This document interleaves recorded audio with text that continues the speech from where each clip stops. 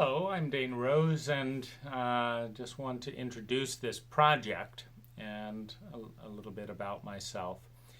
Uh, I started growth fairly consciously and fairly early. I would say it kicked in strongly when I discovered uh, the conferences at the Findhorn community in Scotland in the Easter holidays when I went up from my school at Michael Hall to visit the family who were living up there at the time.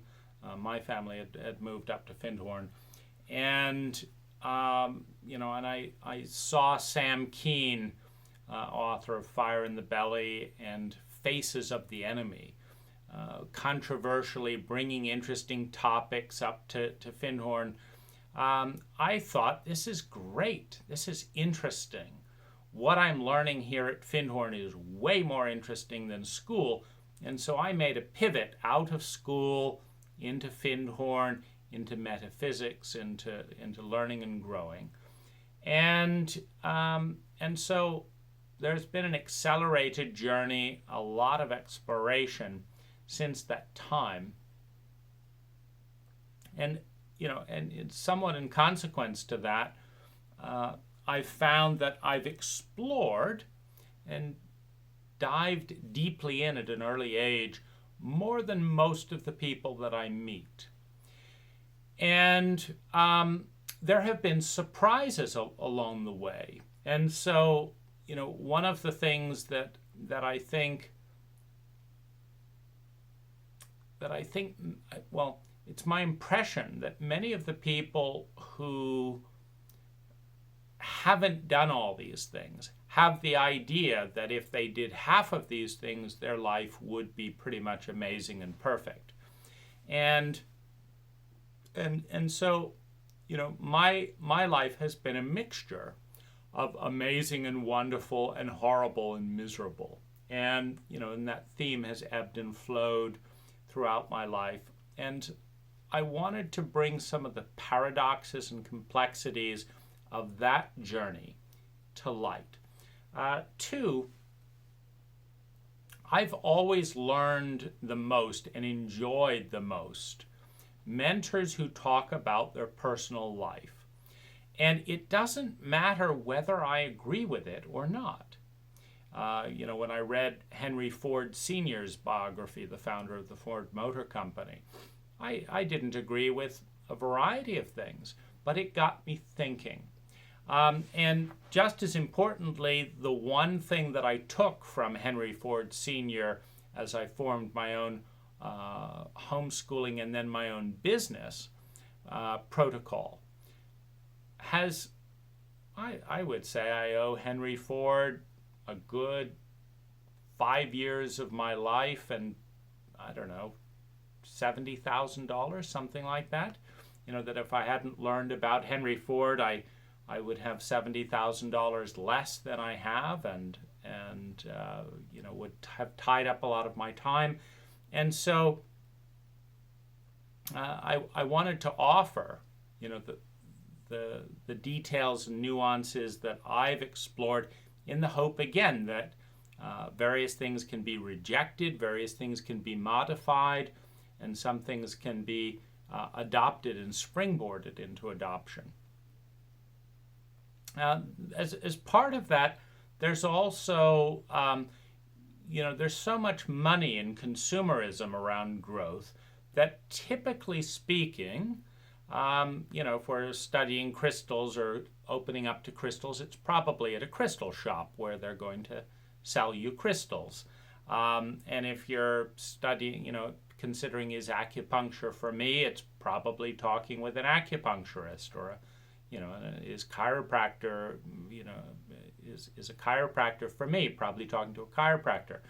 And so I've, in exposing myself to more than 40 practitioners over the years and noticing the gaps between the hype and the reality and the return on investment over time, and, in some things more than in others, I wanted to offer that from, as much as possible, a neutral perspective.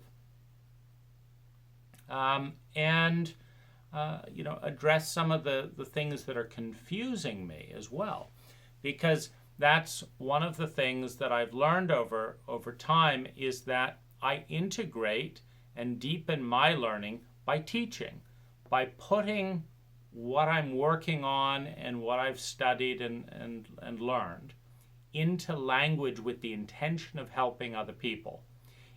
That putting it into language helps me to think and reflect and have perspective. And so one of my richest fields of learning has actually been things like this with, and teaching.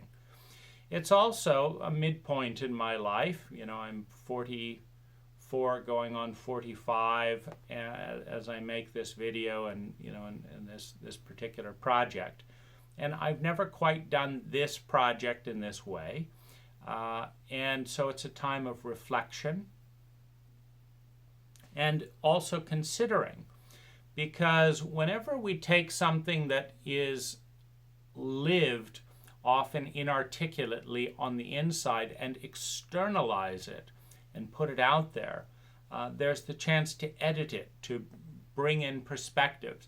And so I'm already finding that there's a celebration. I feel a celebration as I make these videos, a celebration of the work and the effort that I've done, the celebration of our species and who we're becoming, an enjoyment. It's a fun thing to do.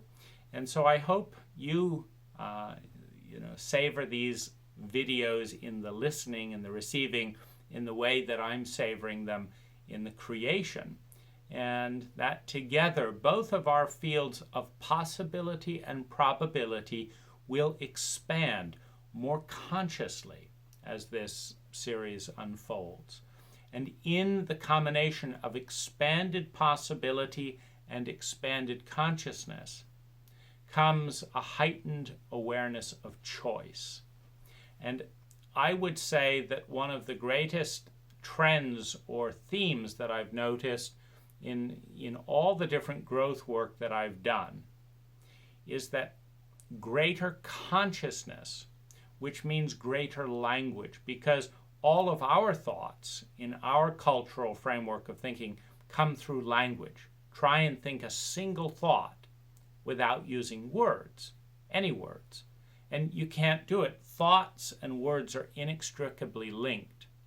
And thought and consciousness are inextricably linked, which means that words and consciousness are inextricably linked, which means that every time we consume a rich vocabulary of words, a rich tapestry of words, and every time that we express a rich tapestry of words, our consciousness grows.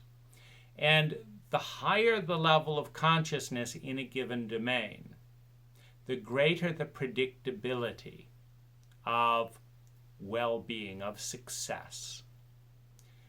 Because it's our nature. We want to have fun and we want to succeed. We want to grow, we want to learn. So as we digest a rich diet of knowledge and success and learning, on the other side of that comes more awareness, which leads to more power, more freedom, more choice, which leads to a more intelligent reality. So have fun with this, and as you take actions and grow and blossom in various ways, and as you rebel and counter and innovate in various ways, I'd enjoy listening to your successes going with or against any of these flows.